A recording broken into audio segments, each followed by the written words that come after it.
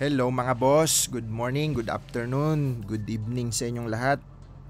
Magandang araw sa inyong lahat.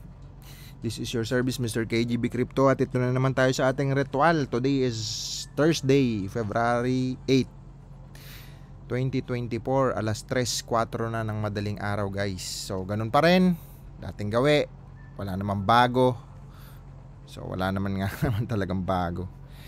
Okay, yung mga bago lang, yung mga comment, yung binabasa natin comment at saka nagbibigay tayo ng mga unting tips kahit papano sa mga buhay-buhay. Okay, so ayun, meron tayong 38 ngayon, refresh lang natin. 3080 XS is 3080 XS, pera pa din yan. So, claim lang natin kasi yung kalahati, bibili natin ng RON. Tapos syempre, stake na rin natin.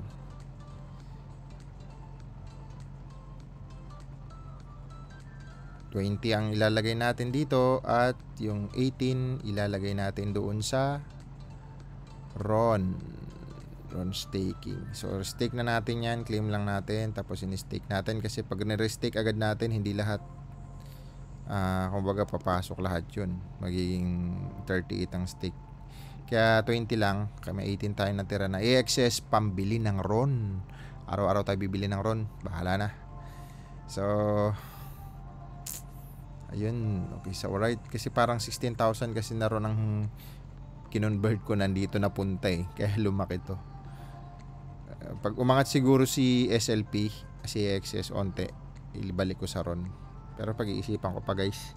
Kasi hindi pa talaga nakaka ano to eh, nakaka bull market. I mean, nakakaangat kumpara sa ron na halos mahihit niya na yung all-time high. Ito, ang layo pa, 8,000. Yung all-time high nasa 300 plus ata ito ngayon, 390, mga ganyan. So, tapos na tayo sa ating ritual guys. Okay, so alright.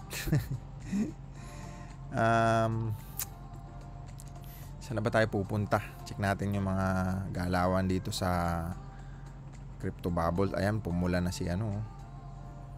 Ito, namula si Kaspa guys. Si Kaspa oh. Ito, JUP, Jupiter. Si Sir Jupiter ba? Si Monero, umangat din. Aha, check natin. Ayan na, Megus, 98. Uy, tumaas. Halos 2 trillion ang nadagdag oh. Kasi may point eh. 98 trillion pesos ang total market cap. So may nadagdag na naman ng mga crypto dito sa CoinGecko. So ito yung mga ginagawang crypto. 931 exchanger. Ito yung total market cap, kumbaga pinaka-value ng buong cryptocurrency. So ito siya. Sa 98 trillion na yan guys, 48 trillion ang kay Bitcoin, kay Ethereum 16, tapos the rest yan sa mga altcoin na. Okay, mga top search ngayon, ito si Dimension, o ano pa yan, ang dami. So talagang ang dami ngayon gumagalaw ng malulupit na ano, kasi sumasabay nga sila pa bull market. O ito parang domain to, so umangat din siya si Space ID. May mga domain ako dyan may mga domain ako dito na binili ko 32 years pa bago ma-expired. So ayun, mga ano lang yun, mga experimental para sa imbis na kasi yung wallet mo guys, kunyari Ethereum, yung pinaka wallet mo magiging domain. So ito yun sa Space ID. Okay, so umangat siya, ayan. Umangat nga sila. O yun din, yung nakikita natin dun sa Crypto Bubble. Okay, ano na ba ang kasunod? Tapos na kasi ang ating mga megos. O dun sa mga bago guys, ayan, ito mga pwede nyo mapag-aralan ng mga website kung nag-aaral ka ng crypto. Siyempre, ito si token.unlocks.app. Okay, tapos ito siyempre si DeFiLlama. Isa sa malalaking ano yan, ayan, malaking maitutulong yan sa inyong mga crypto journey. Aral-aral lang dito, browse lang kayo mga crypto. Makikita nyo kasi dito guys kung yung mga crypto na yun, saan ba siya gawa, anong blockchain, ano bang pinakamataas na yung market cap niya. Makikita mo rin lahat yun dito. Tapos hindi lang yun, may mga hacking pa, may mga raise ito sa mga investor. So makikita nyo rin dito yung mga potential project. O kaya ito mga DeFi project, ito nasa seed sale pa lang sila oh. So, ayan. Tama ba? Oh, sale. Tapos ito yung mga project. Ayan. So, ito yung mga category nila guys. Ano, Create daw, Oasis Lab. Ito siguro yung mga nag-invest, sorry. Ayan. Yan yung mga nag-invest sa project. So, ito yung mga project na yon. Investor. Project. Ang gulo, no? Okay. Ito yung mga investor. Ito yung mga linagyan nila. So, ayun. Makikita nyo yung mga malulupit na investor. Ito, ang daming pera. 25 million. Ayan. So, ayun. Magkakaroon kayo ng mga idea dito, guys. Tapos, sumunod, ito, syempre, yung mga news. So, parang forex din yan. Meron, kung may forex factory at saka investing.com, doon nakikita mga news. Meron din crypto. So, iba-iba kasi yan. Ito, pinakasikat Cointelegraph. Pero, ang kagandahan dito sa news.3 of Alpha, makikita nyo na lahat ng news. So, parang delay lang siya ng 5 seconds. Pero, yung may mga Twitter, syempre, iba-iba mga token, ano yan, mga verify na mga channel lang, iba-ibang crypto gaming, ito Illuvium, yan, Coinbase Wallet. Makikita nyo lahat ng news dito. So para ka na rin, pwede mo na nga itong i-vlog kwento mo lang yung mga yan. Ito guys, update. So syempre sayang ang oras ko dyan. Kaya binibigay na lang natin yan guys, na mga info. Then next, ito syempre, yung art. Ito yung platform na to. Ayan. Intelligence. So makikita nyo rin dito yung mga gusto nyo makita ng mga wallet, kung sino yung mga nag-auto logout tayo men. So ayan, nag-auto logout tayo. Pero makikita nyo dyan lahat ng mga gusto nyo i-trace, i-paste nyo lang dito. Tapos kung ano mga binibili nya, ano mga token. So ma-update kayo lalo na sa mga whales dyan. Ano pa ba? Yung mga wallet, hot wallet na yung mga gusto nyo i-monitor. Ayan, mga cold wallet na rin, makikita nyo lang dyan, ipipaste nyo lang dyan. Then, syempre, ito si Token Sniffer. So, ipipaste nyo lang din dito yung mga gusto nyong makita na project. Kunyari, papasok ka naman sa Dex Tool. Syempre, may mga Dex Tool tayo yan. Dito naman sa Dex Tool, i-add nyo na rin siguro to sa inyong pag-aaralan, guys. Sa Dex Tool, makikita nyo naman dito. Ayan, pili lang kayo ng chain na gusto nyo. Kunyari, ang gusto mong aralin si Ethereum muna, yung mga project sa Ethereum. Ayan, tapos pupunta ka dito sa mga bagong pera. Ito yung mga bagong mga token dito sa live. Ayan, so ito 4 minutes ago. Ayan, kakopy natin, check natin kung malupit ba ito na project. Kaso kadalasan dito, marami kasi dito guys na yung mga nagra-rug pull lang. Kasi ang dami dito na nakikita kasi ng mga gumagawa ng token. May opportunity dyan. Ayun nga, beware of this token. And team of this token has sold at least. So, ayun. Medyo siya. Kaya kailangan talaga aralin. Hindi basta bili ka lang ng bili, syempre. Kasi syempre, pera mo yan. Pinaghirapan mo yan. Ito si Drag404. Pangalan pa lang. By the way, hindi naman natin i-judge yan. Check natin guys kung ilan percentage siya. Ayun, so 0. Kaya, so bakit ka bibili? Yung mga ganun. So ayan. Ito, hindi pa kasi siya available. Pero may problema kasi yan sa contract pa ganyan. Minsan kasi sineset, marami kasing pwedeng iset sa solidity contract. Kung ano yung mga ilalagay ng owner na pwede nilang, alam mo yun, mamekos para ikaw na naglagay ng pera. Sayang. Sa mga newbie kasi ang target dito guys. Kaya, pero makikita mo rin dito kadalasan yung mga bagong add na token. Pero syempre, siguro sa 100, mga 2-3 lang yung add sa CoinGecko at sa CoinMarketCap. Kasi nga, ang dami dito guys talaga na mag-i-scam. Dito lahat kasi tambakan. Pipili ka lang ng chain na gusto mo. Tapos yun na, mekos ka na, iyak ka na dyan. So kunyari, try natin si Solana, check natin. Solana. Ito. So ito yung mga bagong project ni Solana. Ito 54 seconds lang Ayan.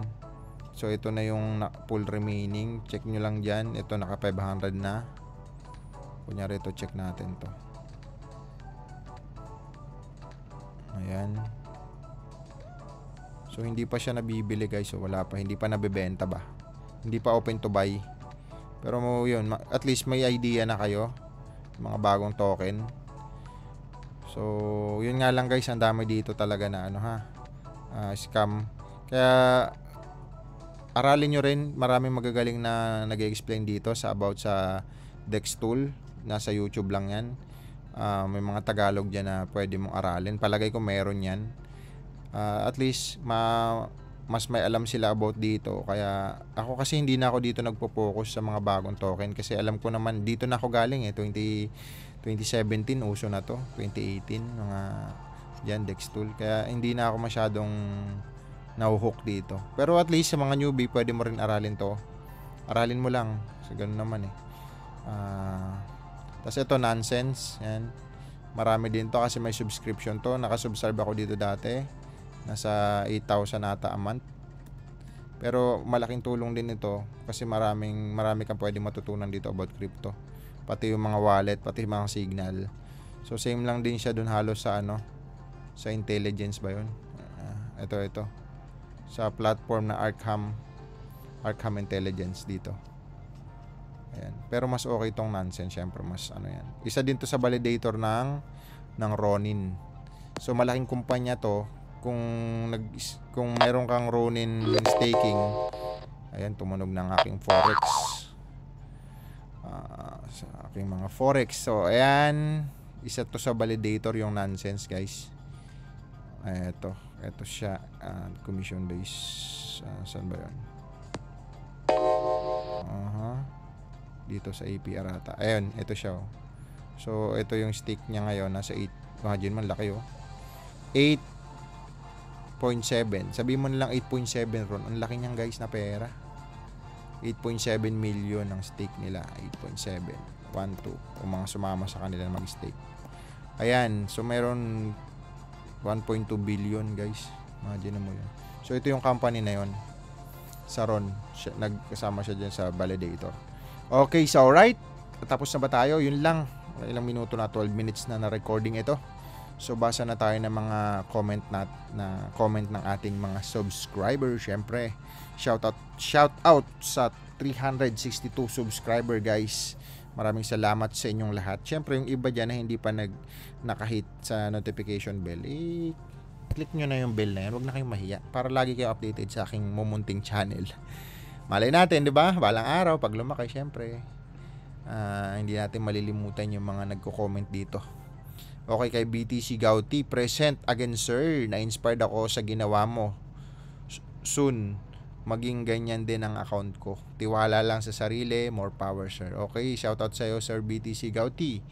Camela with Mark. Ayos to Das BC 6DG. Stay put na tayo sa Ronin boss. Hahaha, di naman gagana ang AXS at Berry kung walang Ronin. Tama naman. Okay, Freeman Das NE6BI. Parang NBI to sa Binance mataas sa APR. Alin? Ng Ron? Hindi, mas mataas pa rin dito, sir. Kasi ang APR dito sa Binance ata 2% lang Yung Ron na staking kumpara sa APR staking sa Binance, dito sa Ron, ayan siya ang APR niya 15, ayan 13 or 15% pinakamataas. May commission lang pero ang layo sa 2% niyan. Syempre yung Binance may mga cut na yon, kaya malaki pa rin talaga si dito sa mismong website niya. Kahit sa AXS guys, sa AXS yung dito 34% APR per year yan dun maliit lang talaga. Siyempre, kumbaga mas malalaki sa mga mismong website ng mga developer kumpara sa mga exchanger. Okay, sana nasagot natin ito si Sir Freeman. Okay, Franco de Vera 949. Ito, balik ron ulit Lods. Pinagtawanan tayo. Sakto, bumaba ang ron, maganda bumili. Shoutout sa iyo Lods Franco. Kay Han Rookie, present sir, ako din napagawa ng Dreamboard pero sa Canva pa lang ginawa kong wallpaper. Pag may extra, bili ako mismo ng board. Ayan. Padayon guys. Okay, mga taga Bicol yan. Sige, tuloy-tuloy lang guys. Thank you so much and shoutout po sa inyo. Sir Neil, day 96 present sir. Present lagi to si Sir Neil. kay BitJake. Usually, pag halving na, bababa mga pricer. Tama kaya i-out ko na muna holding ko sa buyback pag pullback. What do you think siguro to? Hindi ko masasabi, sir. Basta ako tuloy-tuloy lang. Pwede naman, isa rin yung sa plano ko nga na pag, kunyari, umaangat. Siyempre, pag bull lahat ng price, siyempre, bili ka dun, di ba? Dapat pag bumaba man lang isang araw, bili ka. Tapos pag umangat na naman, wag ka munang bumili. Pag bumaba, bili ka. So, ganun siguro ang gagawin ko dito sa RON. Parang bibili tayo, siyempre, pag natalo niya yung price kahapon, kunyari bumaba, kunyari 100, tapos ngayon nag-80, bili tayo. Pag umangat na naman siya kinabukasan, nag 100, di tayo bibili. Hintay tayo bumaba. So, ganun ang plano ko dito para at least na ma-maximize ko siya. Okay, sir. Nasa sa'yo yan, sir, kung bibili ka. Pero kadalasan kasi naman pag nag-halving, bababa lang unti, tapos dire-diretso na. Doon sa 4 years, makikita nyo sa Twitter, ang daming post niyan about sa halving.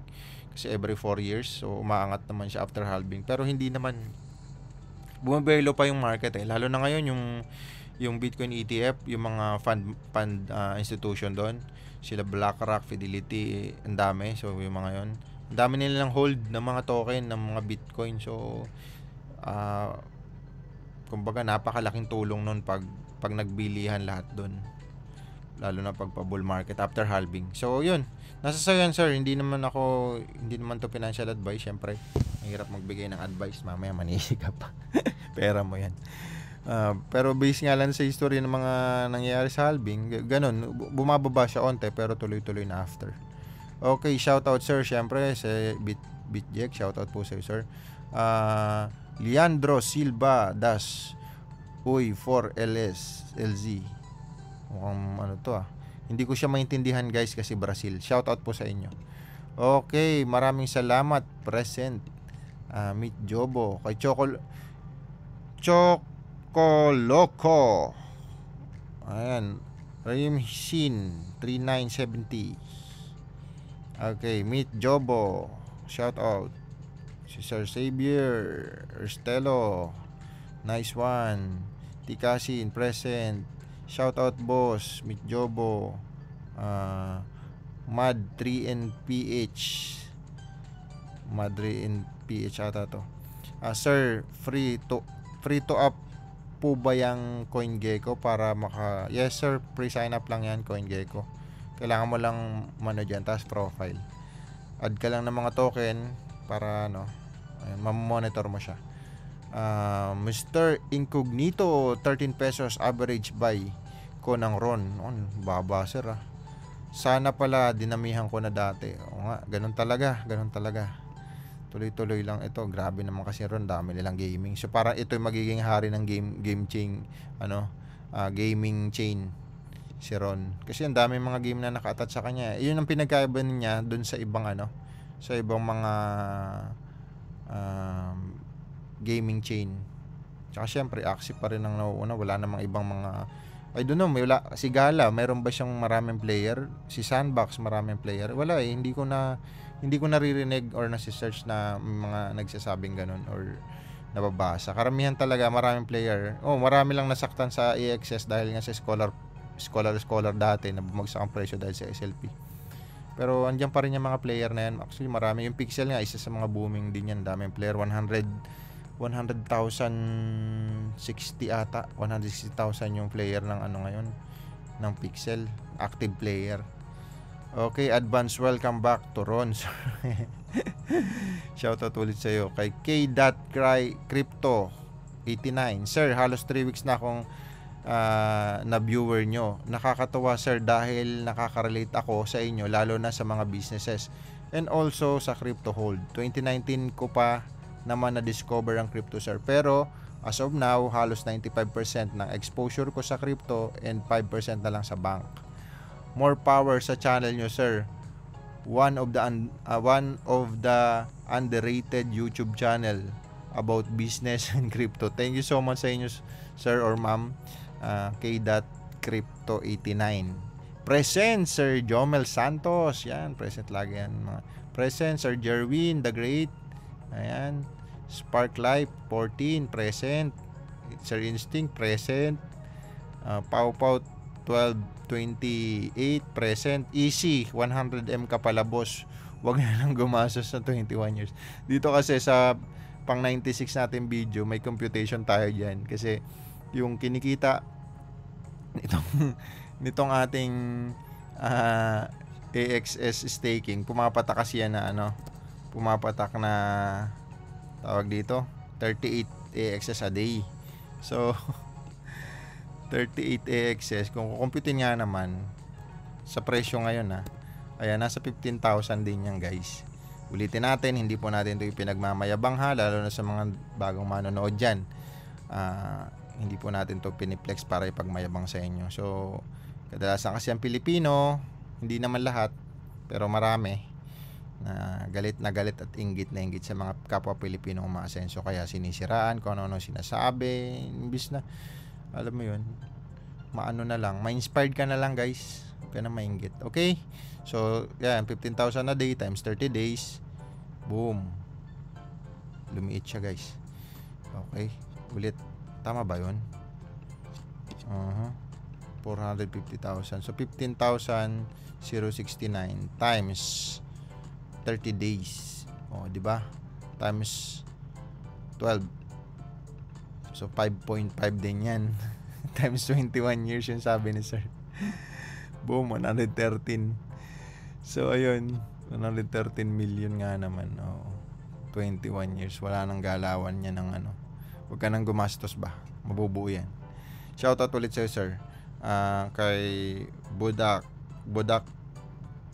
Budaki asking 22606, are you earning every day? Andyan naman sir yung video, panoorin mo na lang. Shoutout po sa inyo.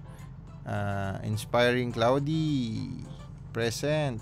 Okay sir, tip naman ng exit plan mo para sa bull market. Anong magandang strategy? Kadalasan kasi pag nag-bull run, yun yung maiingay na, kasi ilang beses ako nag-bull run, yung tipong isang araw, pag view mo ng asset mo, times 3 agad, times 4. Ayun, yun na yung mga tapos mga ilan, 2 weeks lang yan, 2 weeks, 3 weeks. Ganun siya. So, yun yung mga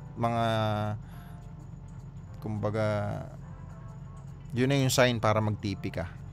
Pero sana maabot ni AXS yung all-time high niya, 8,000. Doon ako magti-TP sa 8,000. Okay, sir, profitable trader ka din ba dati? Sa Forex, hanggang ngayon naman, since 2016, okay naman. Profitable, pero mas malaki ang kinita ko. Hindi din mas malaki kinita ko sa sa referral sa crypto, kasi may tatlo akong mga business partner din na nagki-crypto, so under ko sila, kada taya nila syempre kumikita tayo. Ilang digit din yun, naka 8 digit din ako dun in peso sa peso. Okay, so pero sa forex naman kumikita pa rin tayo syempre. Tuloy-tuloy ang kita natin sa forex. Tapos ngayon inaaral ko yung Profsperm, yung parang yun yung mga trader na malulupit daw na nagpapa-invest. Huwag na kayo doon. Huwag nyo nang gawin yun. Sa prop firm na lang kayo pumasok. Kasi yun aralin nyo rin sa forex, meron nun. Kumbaga may mga tao na may company na pwedeng magpondo sa'yo kung ikaw ay malupit na trader.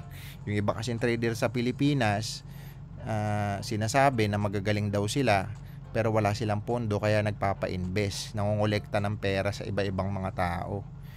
Tapos, alam mo yun, mga ilang buwan lang na-call margin yung account, patay na margin call yung account. Yung mga investor iyak. Tapos tago-tago din yung mga nagpo-forex na nagpapa-invest. Ngayon, kung totoong malupit ka na trader, lagi yung tinatanong ko yan sa mga taong nakasalamu ko na nagpapakilala, malupit silang trader, wala naman mapakita sa aking live account, kadalasan demo.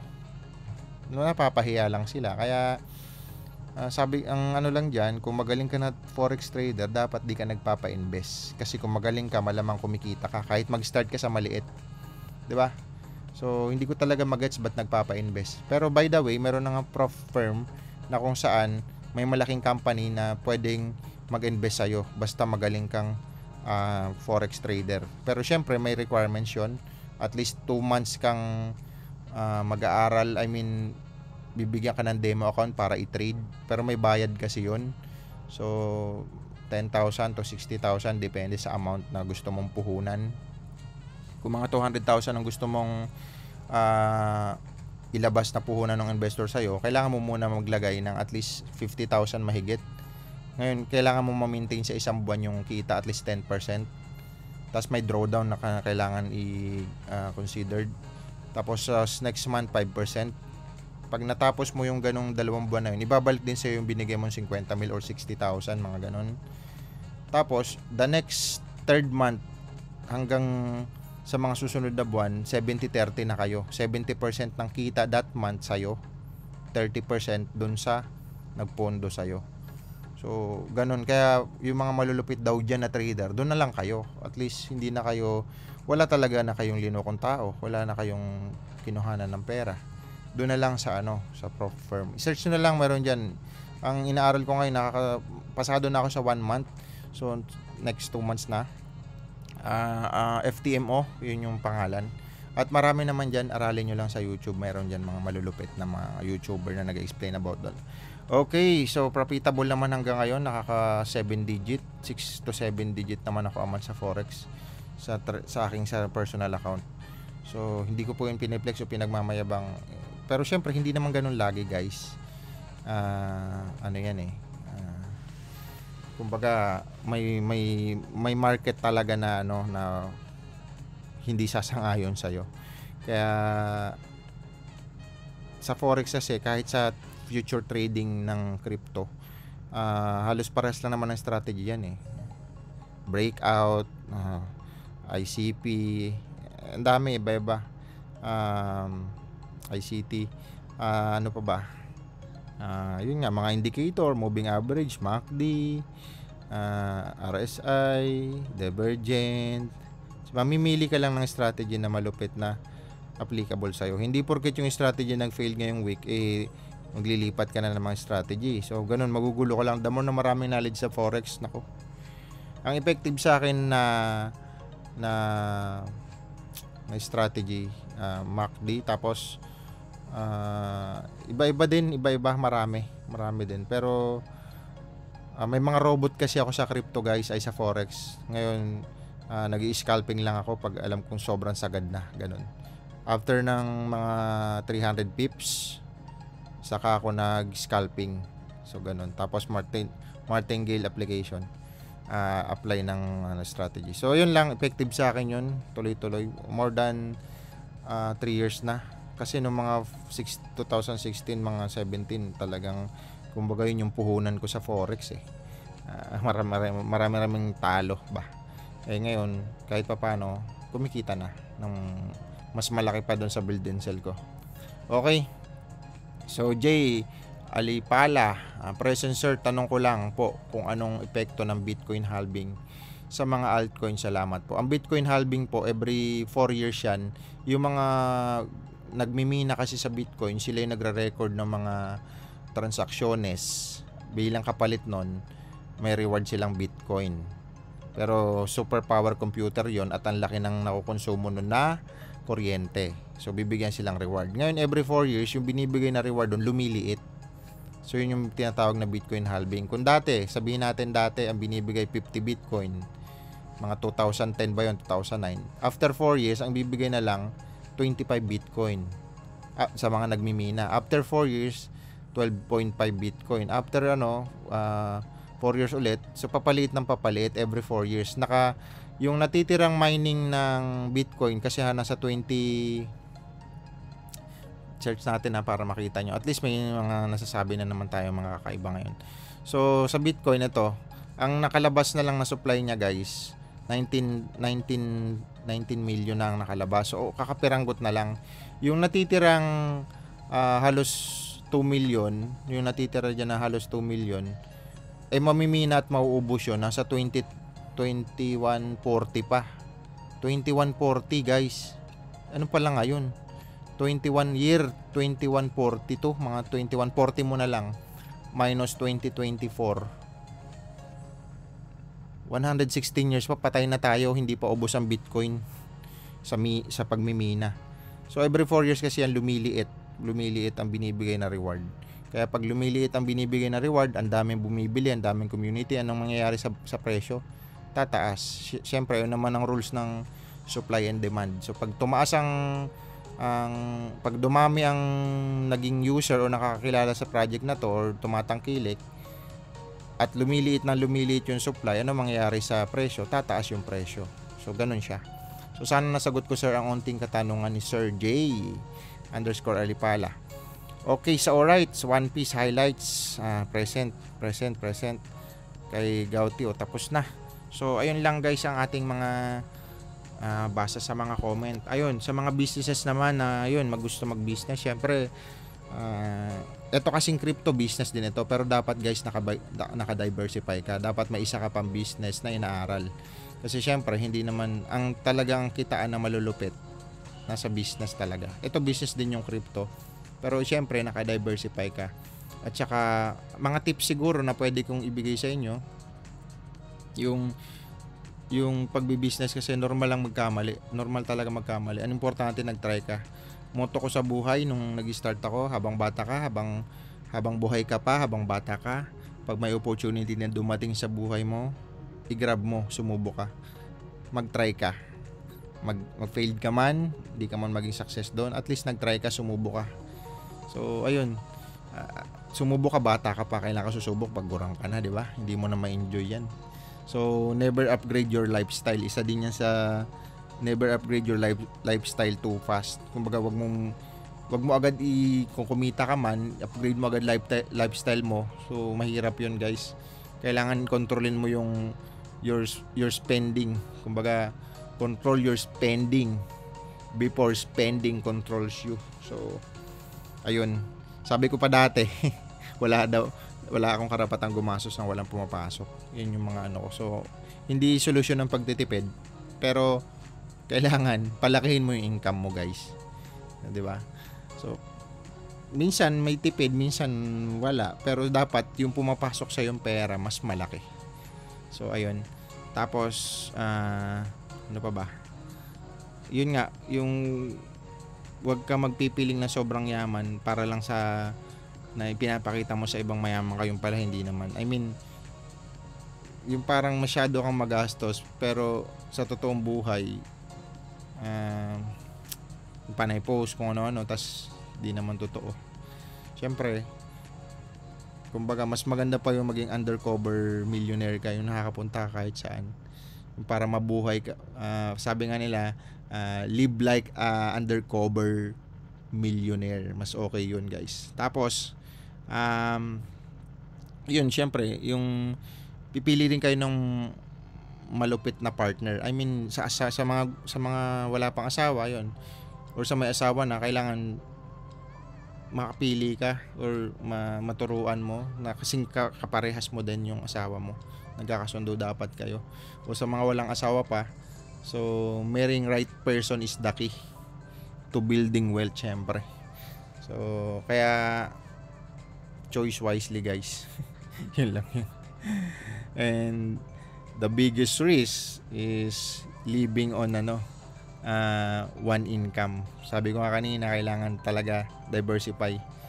At ayun nga, lagi nating natutunan na natin dati pa yung lagi nyo narinig, don't put all your egg on one basket. So dapat meron din kayong pinagkakakitaan na iba na pwede magpasok sa'yo ng income. So piliin mo lang yung tinatawag na asset o liabilities, 'di ba? Pag maglalabas ka ng pera, asset ba yung may babalik sa iyo, o liabilities walang babalik sa iyo. So ganoon siya. So ayun, ano pa ba? Yun lang yung aking mga kwento-kwentones. So yun, tuloy-tuloy lang ang buhay, guys, and business is the key para umunlad. Yun lang talaga yun. At yun, low leverage, paramihin mo yung oras mo sa iba. Yung trading kasi sa mga investment na yun, guys, sa mga big capital, pati itong forex ay crypto. Pero syempre kasi kailangan mo, para kumita dito, kailangan mong may pondo ka talaga, may kapital ka. So dito sa Dextool, marami naman dyan yung mga makakahan ka talaga dito ng mga token na sobrang mura pa yung value, tapos magta times 100. Pero syempre very risky din dito dahil ang dami dito mga scam na token. Mamaya yung nabili mo, scam. Kaya ingat-ingat din kayo guys. So ayun lang, wala na akong makukwento. Ang haba na naman ng mga pinagsasabi ko. Pasensya na naman kayo sa aking mga kwentong negosyo, kwentong kuneho. Bahala na kayo kung ano sabihin nyo. Basta tuloy-tuloy lang tayo sa paggagawa ng video. Para nakakommit na kasi ako dito na araw-araw ko itong gagawin. Wala akong pakialam sa kung ano sasabihin ng ibang tao. Basta tuloy-tuloy ko itong gagawin. And makapag-inspire man tayo ng kung sino man dyan, makatulong tayo mabagong buhay. Malamang pag nabago ang buhay ng taong yon, damay pati pamilya niya. So thank you so much sa inyo again, and see you again tomorrow guys. Bye bye.